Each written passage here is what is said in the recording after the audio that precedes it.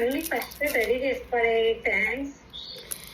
ఫస్టే రెడీ చేసుకోవాలి. కాకపోతే ఇన్స్టాంట్గా ఇప్పుడే ఫ్రిడ్జ్ ఓపెన్ చేయగానే మామిడికాయలు కనిపించి ఇన్స్టాంట్గా పెడుతున్నా. సో నా దగ్గర ఏం రెడీగా లేవు. యాక్చువల్గా ఈ తురిమిన పచ్చడి మా గణేష్కి చాలా ఇష్టం అనమాట. లాస్ట్ టైం మమ్మీ పంపించింది, అప్పటి నుంచి పెద్ద ఫ్యాన్ అయిపోయిండు.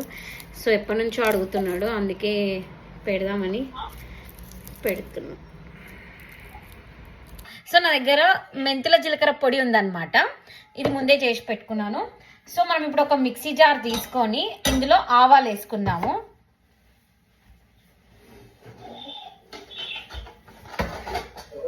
ఆవపిండి చేసుకోవడానికి.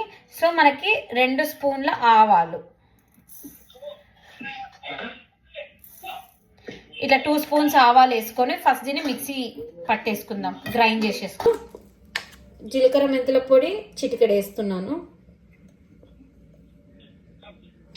ఇంత.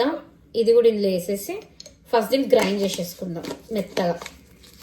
ఇవి ఇప్పుడు ఆవపిండి పట్టుకున్నాం కదా, దాంట్లో వేసి మిక్సీ చేస్తాం. ఇప్పుడు ఒక సాస్ పాన్ పెట్టుకొని ఫస్ట్ మనం ఇందులో ఆయిల్ హీట్ చేసుకోవాలన్నమాట. ఆయిల్ పోసుకుంటున్నాము,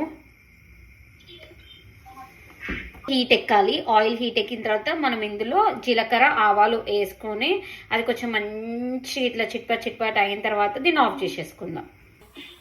సో మనం ఇప్పుడు జీలకర్ర వేసేసినాము, ఆవాలు వేసేసినాము, అవి బాయిల్ అవుతున్నాయి అనమాట. సో ఇప్పుడు మనం స్టవ్ ఆఫ్ చేసేసుకుందాము. ఆయిల్ మంచిగా వేయించుకున్నాం కదా, ఇవి కొంచెం గోరువెచ్చగా అయిపోయింది. ఇప్పుడు మిక్సీ పట్టుకున్నాం కదా, ఈ మిక్సీ పట్టుకున్నది ఇందులో వేసేసుకుందాం. ఎల్లిపాయలు, ఆవాలు, జీలకర్ర, మెంతులు. సో దీన్ని వేసేసుకొని కలుపుకున్నాము. ఇది మంచి స్మెల్ వస్తుంది. దీన్ని మనం తీసుకెళ్ళి ఇప్పుడు మ్యాంగో దాంట్లో వేసేద్దాం. సో ఇది మనం తురుముకున్నది ఇది ఉంది కదా, సో ఇందులో